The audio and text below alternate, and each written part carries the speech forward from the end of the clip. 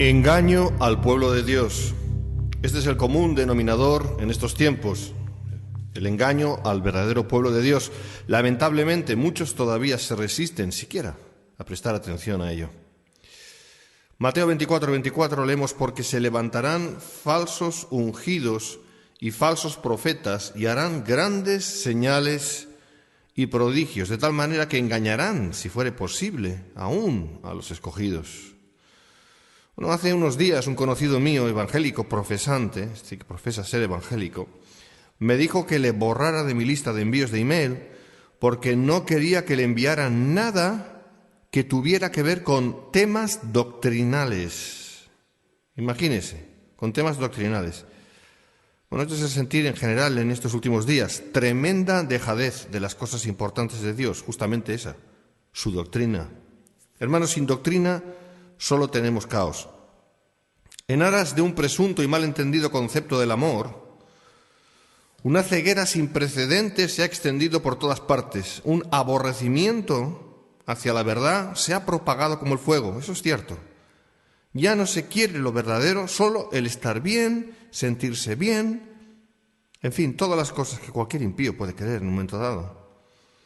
Hace unos días también otro cristiano me dijo por escrito, cito: es perfectamente correcto el discernir la falsa enseñanza y perfectamente correcto enseñar de acorde a la palabra de Dios.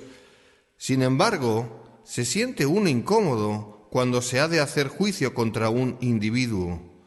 La otra cosa que sucede cuando reaccionamos a lo que creemos es falsa enseñanza es que podemos perder nuestro propio sentido de la paz y sentirnos perturbados interiormente. Así que lo más importante es nuestra relación con Jesús y nuestro propio caminar con Dios. Fin de la cita. Bueno, es obvio que no es agradable defender la fe, ya que implica confrontación y eso no agrada a nadie. Pero en la vida, hermanos, hay muchas cosas desagradables, pero hay que hacerlas. Claro que en cierta manera se pierde ese sentido de paz, pero esto es así porque es un sentido de paz engañoso. Mi pregunta es, cuando el Señor entró en el templo con el azote de cuerdas, ¿le detuvo la pérdida de ese sentido de paz? Bueno, la respuesta obviamente es no, porque no lo tenía. Fíjense que dice la palabra en Juan 2:17. Entonces se acordaron sus discípulos que está escrito: el celo de tu casa me consume. Era el celo de las cosas del Padre lo que impelió a Jesús a hacer lo que hizo. ¿Qué está pasando con nosotros los cristianos? ¿Es que somos más buenos que Jesús? ¿Tenemos una paz que Él no tenía, la cual nos impide actuar en defensa de la fe, mientras que Él, por no tenerla, hizo lo que debía? ¿En qué tipo de engaño estamos? Pero fijémonos de nuevo en el final del escrito de ese hermanito. Cito: la otra cosa que sucede cuando reaccionamos a lo que creemos es falsa enseñanza es que podemos perder nuestro propio sentido de la paz y sentirnos perturbados interiormente. Lo más importante es nuestra relación con Jesús y nuestro propio caminar con Dios. Pues parece que la conclusión a la que llega es que la relación con Jesús es más importante que el contender por la fe. La pregunta es, ¿con qué Jesús? Pues no será con el que entró en el templo, con el azote de cuerdas, deberá ser con otro Jesús, porque aquel Jesús nos dio ejemplo de cómo contender ardientemente por la fe una vez dada a los santos. Judas 3. Hermanos, esa falsa paz no es más que cobardía encubierta o algo por el estilo. Así que vamos a tratar en este estudio los siguientes puntos. Punto 1, un error teológico y escatológico, el dominionismo, el falso entendimiento acerca del reino. Número 2, la venida de Cristo sujeta a nosotros. Número 3, el ecumenismo, error y blasfemia. Número 4, dualismo, reemplacismo, igual a error. Y número 5, refutación de la falsa teología del dominio. Bien, a modo de introducción, vamos a decir lo siguiente. Desde hace 15 o 20 años hasta esta parte han ido aumentando por miles y miles los creyentes que han llegado a creer y creen que los cristianos iremos paulatinamente estableciendo el reino visible en esta tierra. Es decir, que iremos tomando posiciones de gran relevancia a todo nivel en este planeta en rabiosa pugna con la evidente y monstruosa maldad que crece desbordándose desmesuradamente por todas partes. Estos cristianos profesantes creen que una vez los cristianos hayamos vencido el mal en este mundo, entonces y solo entonces podrá regresar el Señor Jesús. Algunos dicen que ya no hace falta que regrese porque está corporizado en la Iglesia. Eso es mayor herejía aún. Sin embargo, la Biblia enseña otra cosa muy diferente. Jesucristo mismo aseguró que su venida sería en días como los de Noé y los de Lot. En ese sentido, es especialmente devastadora la obra de falsedad que muchos, llamados ministros de Cristo, están haciendo, cumpliéndose de esta manera las mismas palabras de Cristo en cuanto a que la maldad iba a aumentar. Mateo 24:12. Esa maldad es a veces tan sutil que hasta parece virtud, pero es maldad. En ese sentido, fijémonos en las palabras de uno de esos pequeños avatares pseudoevangélicos, Joel Osteen. Joel Osteen y lo que enseña. Cito a Joel Osteen. Tú necesitas verte a ti mismo de la manera que tú deseas ser. Y no es suficiente el verlo, sino que necesitas aprender a decirlo. Fin de la cita. Ese mensaje falsamente evangélico no solo adolece de verdad en sí mismo, por ser el típico del posibilismo y la metafísica moderna, sino que además se opone frontalmente a la misma enseñanza de Jesús. El que haya su vida la perderá, el que pierde su vida por causa de mí la hallará. Mateo 10:39. No se puede decir lo que tú desees ser, no es lo que yo deseo ser, es lo que Dios quiere que yo sea. Eso es lo que tengo que querer ser. Y no necesito aprender a decirlo, sencillamente tengo que ponerme en marcha confiando en el Señor en todos los aspectos de la vida. Vamos ya al punto número 1. Un error teológico y escatológico, el dominionismo, el falso entendimiento acerca del reino. Vamos a ver. A la manera de arriba de interpretar los tiempos y las sazones, así como al presunto devenir glorioso de la Iglesia en este mundo agonizante, se le llama dominionismo, y es escatología proveniente del seno de la Iglesia católica romana, originándose, antes de la misma, a partir de Orígenes, siglo III, y posteriormente, y sobre todo, a partir de Agustín de Hipona, llamado San Agustín, siglo IV. Hay un antes y un después de Agustín de Hipona. Es curioso. Por lo tanto, no es conforme a la sana doctrina de nuestro Señor Jesucristo. Si queremos de nuevo exponer un entendimiento sobre lo que es el dominionismo, diremos lo siguiente, cito, el dominionismo es escatología postmilenial y militante que enseña que la única manera de que el mundo pueda ser rescatado debe ser a través del poder temporal y terrenal previamente incautado o usado por la Iglesia al mundo. Solo después de que de este modo el mundo haya sido rescatado, entonces podrá regresar el Señor Jesús.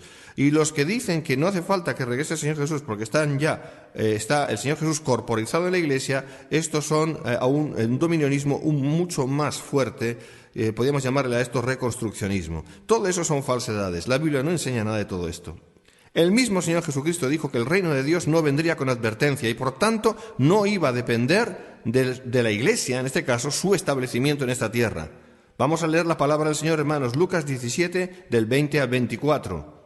Leemos así, cito la palabra. Preguntado por los fariseos cuándo había de venir el reino de Dios, les respondió y dijo: el reino de Dios no vendrá con advertencia, ni dirán helo aquí o helo allí, porque he aquí el reino de Dios está entre vosotros. Y dijo a sus discípulos: tiempo vendrá cuando desearéis ver uno de los días del Hijo del Hombre y no lo veréis, y os dirán helo aquí o helo allí, no vayáis ni lo sigáis, porque como el relámpago que al fulgurar resplandece desde un extremo del cielo hasta el otro, así también será el Hijo del Hombre en su día. Fin de la cita. Hermanos, en Lucas 17, 20, 21, Jesús les dice a los fariseos que en esos momentos el reino de Dios estaba presente de forma espiritual e invisible y no tangible o palpable, y les advierte a sus discípulos que iba a venir el tiempo en que sus discípulos, cito, desearíamos ver uno de los días del Hijo del Hombre y no lo veríamos, versículo 22. En este contexto Jesús nos advierte que se iban a levantar personajes diciendo, cito, helo aquí o helo allí, versículo 23. Es decir, algo así como, ahora son los días de poner en orden todas las cosas en esta tierra, sinónimo de, aquí está el reino. Pero la consiguiente advertencia del Señor es, no vayáis ni los sigáis, versículo 23. No obstante, desobedeciendo al Señor, sea por desconocimiento, sea por negligencia, demasiados o por ignorancia, ¿qué saber, verdad? Demasiados llamados discípulos de Cristo están siguiendo a aquellos que aseguran que ahora es el tiempo del establecimiento del reino en este planeta. Pero el Señor Jesucristo ya nos lo advirtió, no vayáis ni lo sigáis, Lucas 17, 23. Por lo tanto, para empezar como tal, el reino, es decir, el reino mesiánico, el reino visible, el reino tangible, el reino que tiene que instaurarse en este mundo, tiene que ver solamente, exclusivamente, con la venida del Rey de Reyes, Señor de Señores, cuando venga y Él mismo establezca el reino. Véase de nuevo Lucas 17:24, cito, porque como el relámpago que al fulgurar resplandece desde un extremo del cielo hasta el otro, así también será el Hijo del Hombre en su día. El reino sobre esta tierra será tan manifiesto como manifiesta será la venida del Señor en gloria. Los fariseos y seguidores suyos esperaban que con la venida del Mesías éste iba a establecer el reino visible. Por eso no creían en Jesús, porque Él no vino como rey, sino como humilde siervo.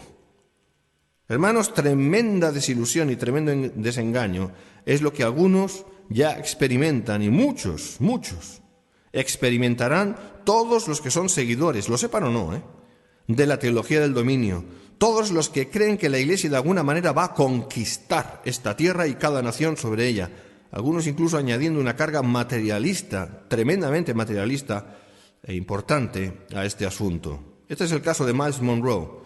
A este respecto leemos una de las declaraciones de este hombre, uno de los maestros dominionistas de la actualidad, terrible.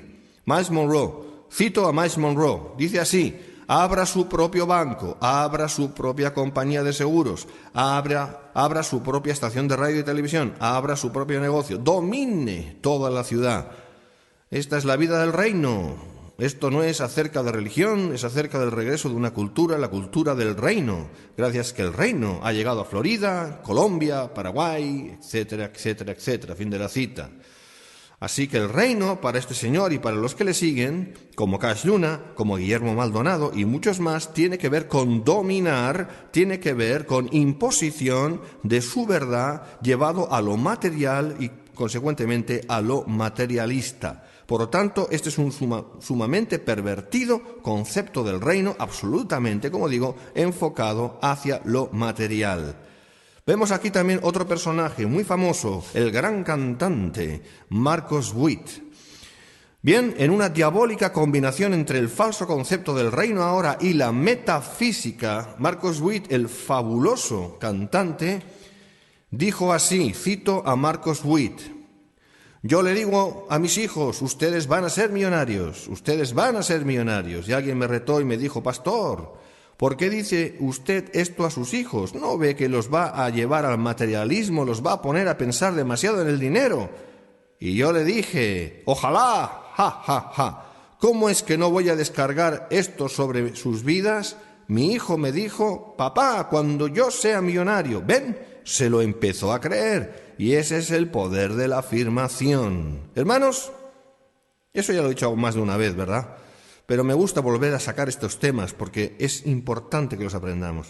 Hermanos, el poder de la afirmación, la frase esta, el poder de la afirmación, es enseñanza de la metafísica. Es nueva era, New Age. Nada que ver con Cristo y su enseñanza. Nada que ver. Luego tenemos a Carlitos Cash Luna. Como no podía ser menos, esos pequeños avatares pseudoevangélicos se permiten el lujo de pretender hacernos creer que son especiales, ungidos especiales que tienen experiencias especiales, sumas experiencias especiales de parte de Dios. En este sentido tenemos al tristemente célebre Carlos Cash Luna. Este describe del siguiente modo una de las innumerables experiencias místicas que dice que tiene o ha tenido en su primer y único libro hasta la fecha. Cito a Carlos Cash Luna. Dice así: esa noche mi esposa y yo nos fuimos al dormitorio y cuando estábamos acostados cerré mis ojos intentando descansar y comencé a sentir que me cubrían con una cobija o edredón.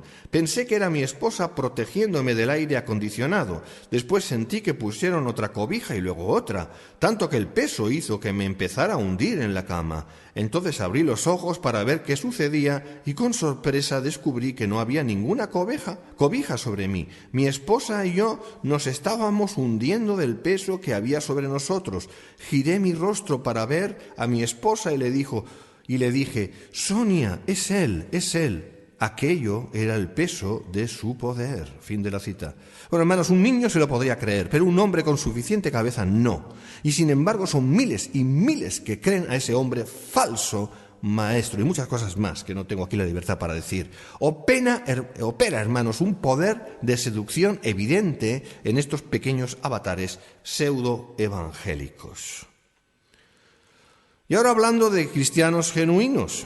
Bueno, estos cristianos genuinos, pero equivocados, creyendo por tanto en la obra de la cruz, han llegado también a creer en esta espuria fe triunfalista, poniéndola al mismo nivel de la verdad revelada. El problema es que al ver que se les caen al suelo sus expectativas de conquista y dominio, se les caiga también el verdadero entendimiento de la obra de Cristo y consecuentemente la verdadera fe.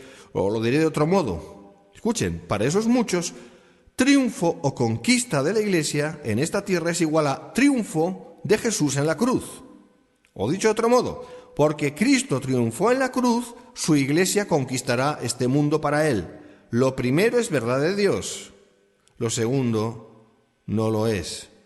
Cristo triunfó en la cruz, amén. ¿Su Iglesia conquistará el mundo para Él? No. No se puede ligar el triunfo de Cristo en la cruz con una hipotética y a todas luces falsa conquista de este mundo por parte de una Iglesia, escuchen bien, que ni siquiera ha sido todavía glorificada. Como venimos diciendo, el problema subyace aquí, es que cayéndose por tierra el concepto de triunfo y conquista de la Iglesia sobre este mundo tal y como tantos y tantos creen hoy en día, del mismo modo también se les pueda caer al suelo la verdad de la obra del verdadero triunfo de nuestro Señor en la cruz. A eso se le llama, y se le llamaría en todo caso, apostasía. Punto número 2. ¿La venida de Cristo sujeta a nosotros? Bueno, muchos han llegado a creer por boca de algunos falsos maestros dominionistas que la venida del Señor está sujeta a nosotros, ya que antes tenemos que hacer muchas cosas para que el Señor pueda volver. Eso lo creen de verdad, hermanos. Uno de ellos es Randy Clark. Vamos a ver a Randy Clark y su escatología errada.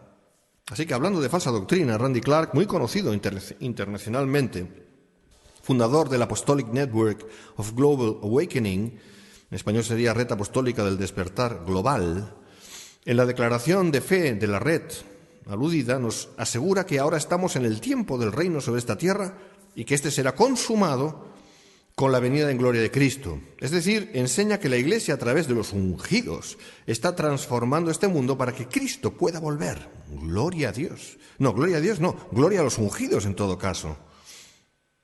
Hasta que este planeta no haya caído a los pies de los ungidos de esta Iglesia triunfante, como representante esta de Cristo, pues Cristo no podrá volver para entonces dar por finalizado el reino, ya que cree y hace creer que ahora es el reino, es lo que se llama en inglés Kingdom Now. Véase que entonces depende de nosotros y no del Padre la llegada del Rey.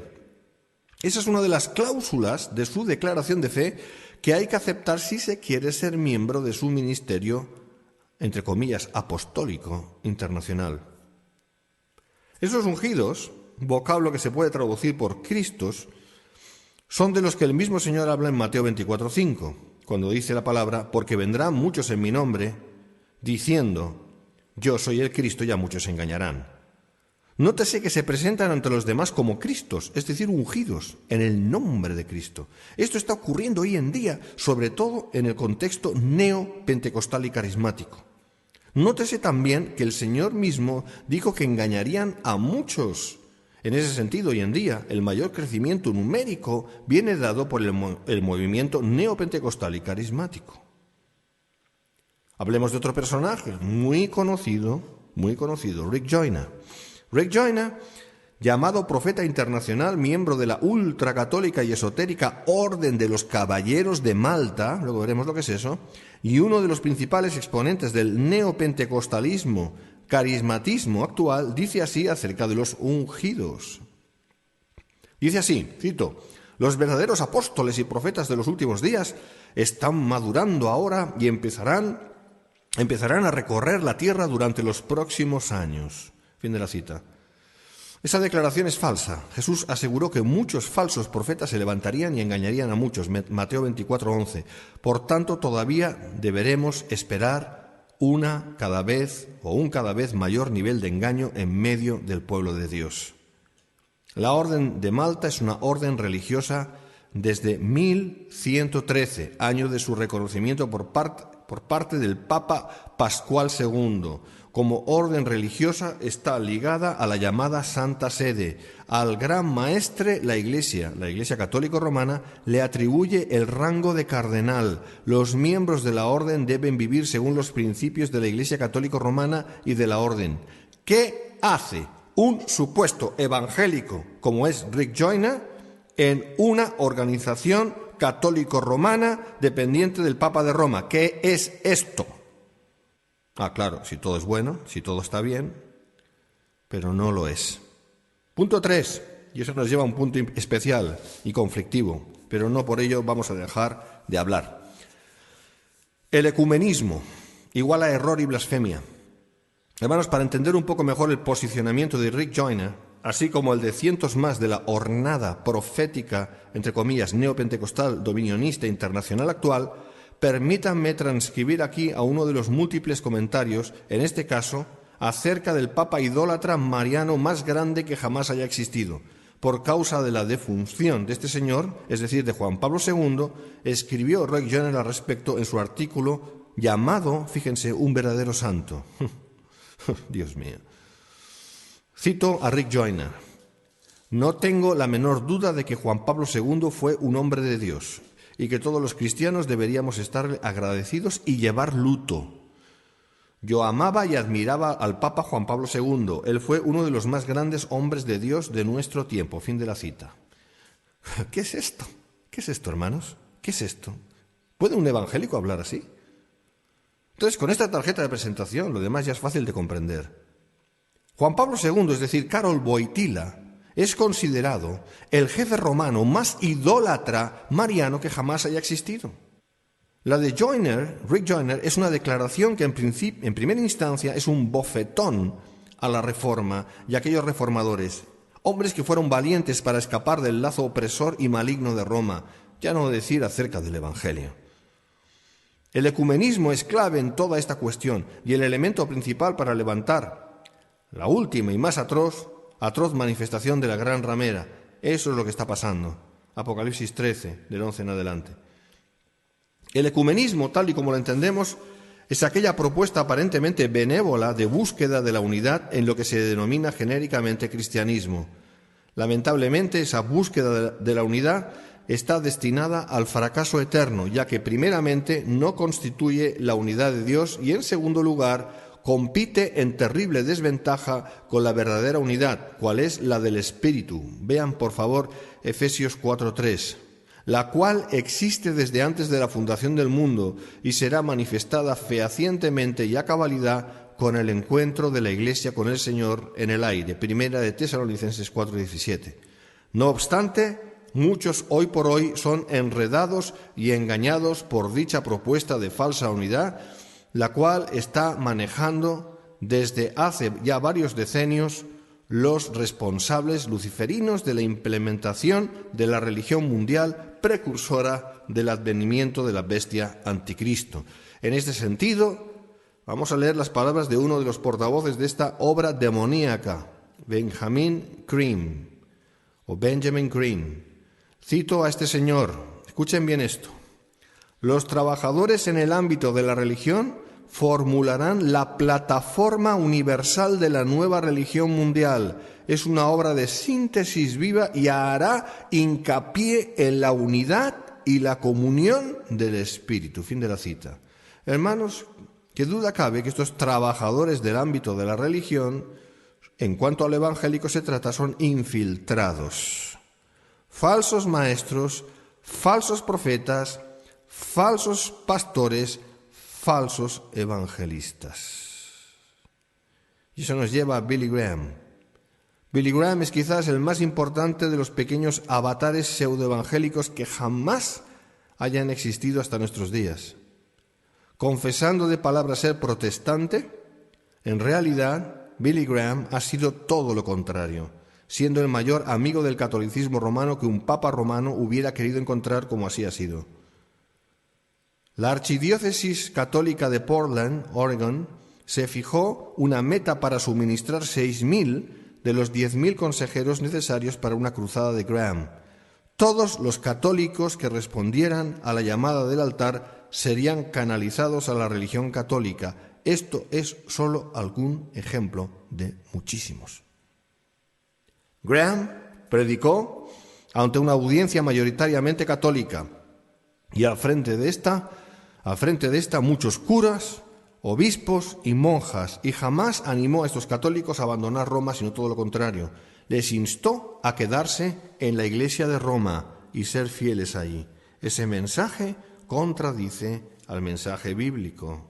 Apocalipsis 18, 4, 5. Y oí otra voz del cielo que decía: salid de ella, pueblo mío, para que no seáis partícipes de sus pecados, ni recibáis parte de sus plagas, porque sus pecados han llegado hasta el cielo, y Dios se ha acordado de sus maldades. Este hombre ha sido hasta la fecha el principal en destruir la obra de la Reforma. Ha actuado a modo de infiltrado en el seno evangélico y todavía hoy en día millones de evangélicos profesantes ciegamente le alaban y le tienen en un pedestal. El poder de seducción que este hombre ha tenido y sigue teniendo es más que evidente, y no podemos sino ver un poder espiritual en ello, que no siendo el de Dios necesariamente tendrá que ser diabólico. Billy Graham recibió el yugo de Roma en la Universidad Católica Romana de Belmont. Esta universidad católica le concedió a Graham un doctorado honorífico. Graham dijo a los presentes, cito a Graham: el evangelio que fundó esta universidad es el mismo evangelio que yo predico hoy. Desde luego que sí, el suyo es un evangelio completamente adulterado y desde luego no es de ninguna manera el evangelio de nuestro Señor Jesucristo. En cuanto a esta ocasión, Graham lo llamó, cito, un momento en que los protestantes y los católicos podían reunirse y saludarse como hermanos, mientras que hacía 10 años no podía ser. Fin de la cita. Vamos a ver, ¿somos hermanos con los católicos? ¿Puede un verdadero cristiano ser hermano de alguien que no ha nacido de nuevo y que además no puede creer que lo pueda ser bajo caer en cometer pecado de presunción dictado por su misma religión? Oh, hermanos, mezclar y confundiendo el amor a la humanidad, no importa el credo o raza, con el amor a la pureza y verdad del Evangelio es un acto de simple demagogia. Y me quedo corto. El hecho de amar a los perdidos no va a hacer que nos unamos a ellos llamándoles hermanos, pero eso es enseñanza de Billy Graham, lo cual todavía va más allá del simple ecumenismo formal. Y presten atención en lo que voy a ir diciendo ahora. De forma, si cabe, más explícita, Billy Graham, respondiendo al prestigioso periodista británico David Frost, exclamó lo siguiente, cito a Graham: yo sentí que Dios me llamó a amar a toda la humanidad, independientemente qué iglesia asista a la gente, si son católicos o protestantes o lo que sea, y trabajar con ellos. Y hoy en día tenemos casi el 100% de apoyo de los católicos de este país, y esto no ocurría siquiera hace 20 años. Y los obispos, arzobispos y el Papa son nuestros amigos. Yo me considero perteneciente a todas las iglesias, me siento en casa tanto con los anglicanos, con los bautistas o con la iglesia romana. Fin de la cita. Hermanos, ¿qué clase de cristiano es Graham? ¿Cómo se puede sentir en casa en la iglesia de Roma? Bueno, llegue usted, estimado lector, a sus propias conclusiones. Yo las mías ya he llegado. Se siente en casa en la iglesia de Roma como se puede sentir en casa con cualquier otro credo o religión. Él exclamó de la siguiente manera, cito de nuevo a Graham: creo que el cuerpo de Cristo está formado por todos los grupos cristianos alrededor del mundo e incluso por los grupos que no son cristianos. Fin de la cita. Bueno, veamos. ¿Cómo un cristiano y maestro, como se le supone ser Billy Graham, puede decir semejante improperio? No hay manera de poder justificar esta declaración. No hay manera de poder reinterpretarla sin caer en el error y en la apostasía. Si el cuerpo de Cristo son todos los hombres, no importa lo que crean, entonces la Iglesia ha dejado de existir como tal. Pero gracias a Dios, Billy Graham no tiene razón.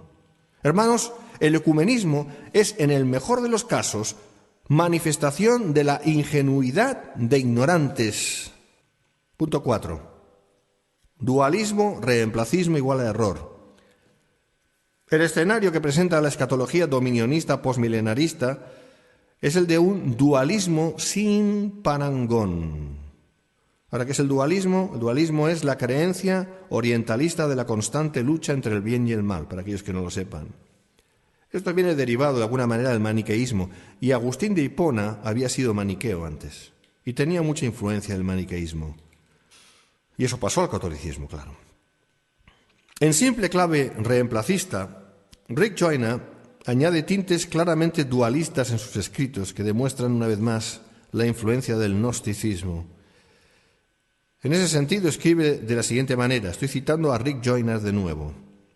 Cito así: este es el conflicto final entre la luz y las tinieblas profetizado en pasajes como el de Isaías 60, 1 y 2. Cuando vemos aquí que las tinieblas cubren la tierra y una oscuridad profunda cubre a la gente, la gloria del Señor está creciendo y apareciendo en su pueblo. Esta aparición de su gloria será literal y visible, comenzando a aparecer en su pueblo. Las naciones serán guiadas por tu luz y los reyes por tu amanecer esplendoroso. Alza los ojos, mira a tu alrededor, todos se reúnen y acuden a ti. Tus hijos llegan desde lejos, a tus hijas las traen en brazos. Verás esto y te pondrás radiante de alegría, vibrará tu corazón y se henchirá de gozo, porque te traerán los tesoros del mar y te llegarán las riquezas de las naciones. Fin de la cita. Dios mío, qué terrible, cómo mezcla este hombre la escritura y no tiene nada que ver lo que quiere decir con lo que está escrito. Rick Joyner parafrasea los pasajes de Isaías, en este caso Isaías 60, versículos del 1 al 5, que de forma específica son para el Israel del milenio y los traslada a la iglesia de esta dispensación actual. Esto es un error sin precedentes, hermanos. Haciendo así, niega las mismas palabras de nuestro Señor Jesucristo en relación a los días de su retorno, que serían como los días de Noé o los de Lot.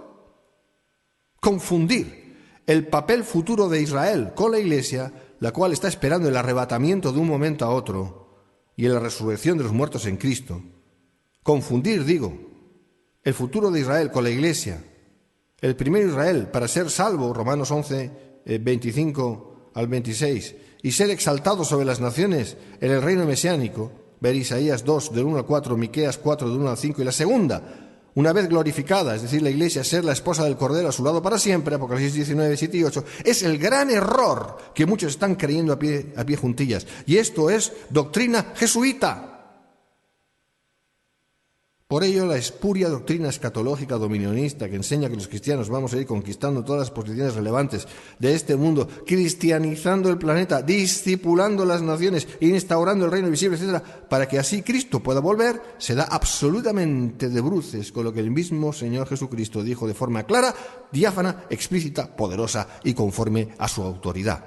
Cito, la venida del Hijo del Hombre sería en los días similares a los que fueron los días de Noé y los días de Lot. Mateo 24, 37, Lucas 17, 26, Lucas 17, 28 al 30. Y quien enseñe algo contrario a esto, miente. Punto 5. Refutación de la falsa teología del dominio. Vamos a ver este punto que es importante. El Padre hace la obra. Está escrito, Salmo 110:1, Jehová dijo a mi Señor, siéntate a mi diestra hasta que ponga a tus enemigos por estrado de tus pies. Jehová, el Padre, dijo a mi Señor, ese es Jesucristo. El Padre le dijo al Hijo, siéntate a mi diestra hasta que ponga a tus enemigos por estrado de tus pies.